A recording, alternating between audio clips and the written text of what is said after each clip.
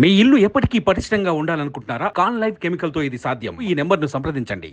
పెళ్లి పేరుతో మోసం చేసిందని టాలీవుడ్ మహిళా నిర్మాతపై ఓ బాధితుడు కేసు పెట్టాడు. గతంలో ఆమెకు 2 పెళ్లిళ్లై 3 పిల్లలున్నప్పటికీ ఆ విషయం దాచి తనను పెళ్లి చేసుకోవడమే కాకుండా తన నుండి 18 లక్షలకు పైగా డబ్బులు వసూలు చేసిందంటూ అసిస్టెంట్ కెమెరామెన్ నాగార్జున బాబు ఫిలిం నగర్ పోలీసులకు ఫిర్యాదు చేశాడు.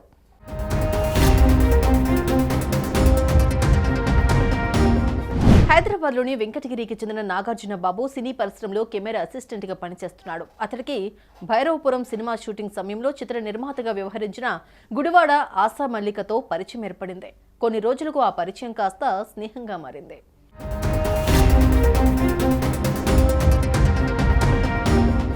ఇక ఇద్దరి మధ్య మంచి చనువు పెరగడంతో నాగార్జున బాబు తన వ్యక్తిగత విషయాలతో పాటు బ్యాంకు ఆధారాలను కూడా ఆమెతో పంచుకున్నాడు. ఇక సినిమా షూటింగ్ పూర్తయిన తర్వాత తన ఇంటికి డిన్నర్కు రావాలని ఆమె కోరడంతో నాగార్జున బాబు వెళ్ళాడు.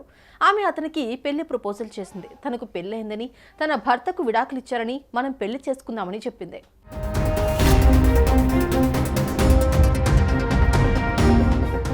అంతే, ఇంకేముంది. ఆమె మాటలను నమ్మిన నాగార్జున బాబు వెనుక ముందు ఏమాత్రం ఆలోచించకుండా చిలుకూరు బాలాజీ టెంపుల్లో రహస్యంగా పెళ్లి చేసుకున్నారు.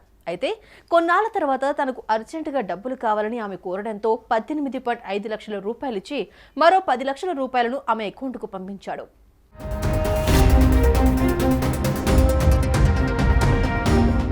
ఇక డబ్బులు తీసుకున్న తర్వాత ఆమె ప్రవర్తనలో మార్పు వచ్చింది. తరచూ భర్తతో గొడవలు పడుతూ ఉండేది.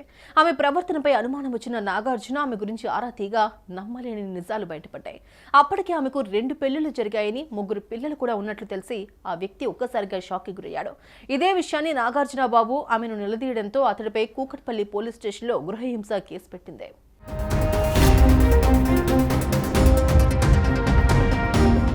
అయితే తాను కేసును రాజీ చేసుకోవాలంటే ఆస్తిలో సగం వాటా ఇవ్వాలని బెదిరిస్తోందని నాగార్జున బాబు జూబ్లీహిల్స్ పోలీసులను ఆశ్రయించాడు.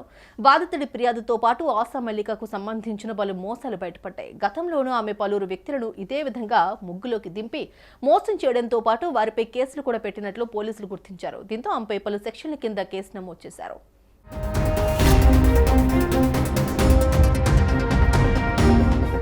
అయితే నాగార్జున బాబు మరోసారి పోలీసులను ఆశ్రయించాడు. ఆమె చెప్పిందల్లా నమ్మి మోసపోయానని, తాను ఆస్తి కోసం బెదిరింపులకు దిగుతోందని ఫిలిం నగర్ పోలీసులకు ఫిర్యాదు చేశాడు. బాధితుడి ఫిర్యాదు మేరకు కేసు నమోదు చేసుకున్న పోలీసులు దర్యాప్తు చేపట్టారు.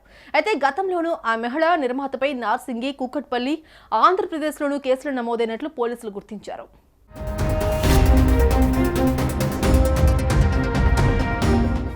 పెళ్లి పేరుతో పలువురు వ్యక్తులను ముగ్గులోకి దింపుతూ వాళ్ళ ఆస్తిలో వాటా కొట్టేస్తున్నట్లు ఈ కిలాడి లేడీ కేసులో పోలీసులు విచారణ ముమ్మరం చేస్తున్నారు.